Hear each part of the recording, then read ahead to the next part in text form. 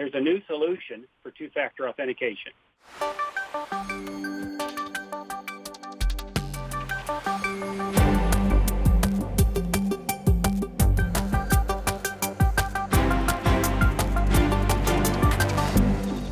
Hey John, it's good to see you again. What story do you have for us today? I have an interesting development that's happened in two-factor authentication. We all know that, two-factor is real important. You want to have something something you have. One of the challenges is always, to get to the have part, do you use a lightning key, key? Do you use USB-C? What do you use to enable that? And a lot of the two-factor solutions we see nowadays are like sending SMS text to somebody, which isn't very secure and I think arguably not two-factor. So what we have is Google and Apple have worked together to enhance the Smart Lock app to run on your iPhone or Apple device, I should say. And what that does is if you, for example, connect to your Google Mail or some of your Google services, if you're within Bluetooth range of your PC, for example, you can then coordinate with your phone, pull up the app, that Smart Lock app on your phone, on your Apple phone, and actually use a two-factor that is on the device. So this would be something that you have to unlock the device, and you have to be within Bluetooth range of the computer wishing for that authentication key. So it's a whole big, I think, a leap forward in that something you have part of a two-factor authentication. The question then is how secure is the information on the phone? Well, Google is actually, so they worked with Apple pretty closely on this, is to store that cryptographic key in what's called a secure enclave, which is a part of your Apple operating system and devices that is very tightly controlled, locked behind every known protection that Apple can give. And we know Apple is very good on privacy. And that is the same place that they store all those other keys that they use for, your normal Apple business on the phone. So this is a very strong key that can be used for, like I said, only for now for Google services. But I think down the road, this type of, where you have your phone handy is going to be used for a lot more things and not have to carry a fob or something else around. Yeah, that's very exciting to hear. It's almost like a three-factor authentication almost. It's like something you have, something you know, and somewhere you are. You have to do it. You have to unlock that device. You have to do something. Exactly. I think that's a very clever technique. One of the things, actually during lunch, we were talking about this very same topic.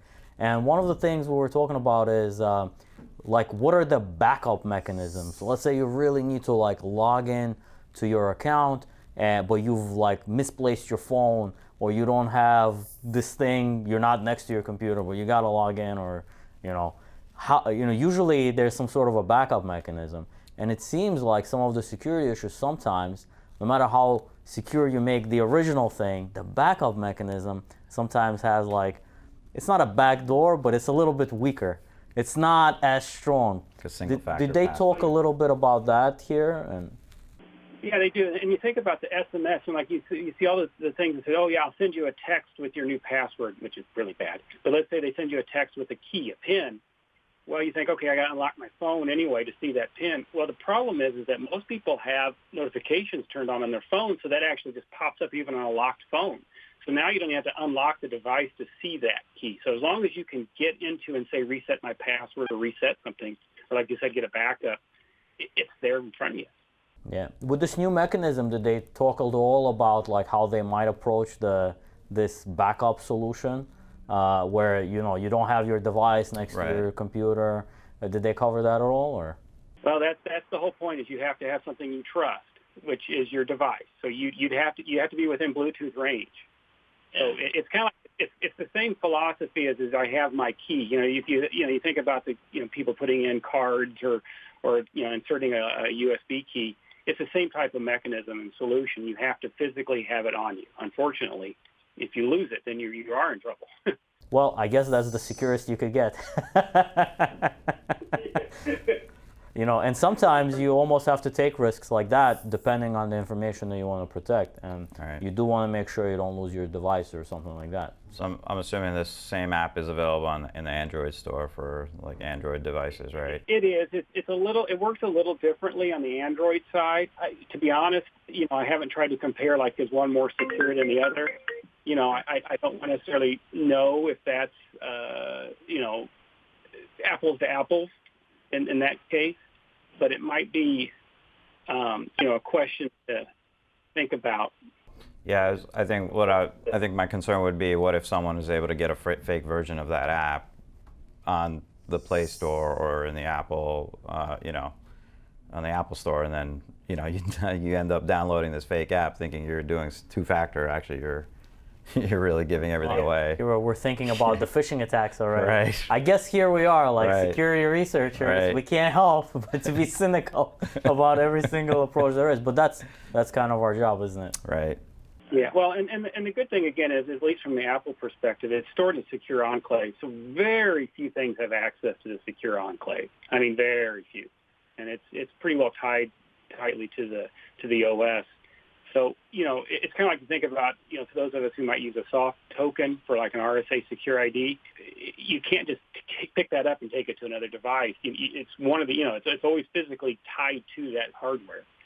So I think that it's going to reduce the opportunities for spoofing or for cloning of those keys, but nothing's going to solve the user factor. There's going to be a person do something. It's going to get around it, right? Right. Yeah, that's always the problem, right?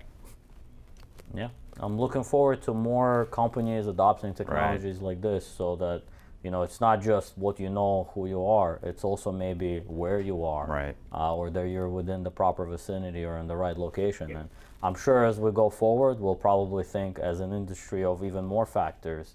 One expand is the geofencing. Could you add that to the mix there? That says, okay, you not only have to be within Bluetooth range, but you can't just do it from an airport. You have to be in this building, if you're really tightly secured. For something like this to get really widely adopted, it's got to be fairly seamless for the typical end user. Easy to use, straightforward, but also pack in all the security features without them really knowing it, I guess, right? A lot of people relying on SMS text messages for the second factor, but it actually is not the best way to do a second factor. It's not, I would say, cryptographically secure, which cryptographically secure is kind of the standard for actually being secure in an authentication mechanism.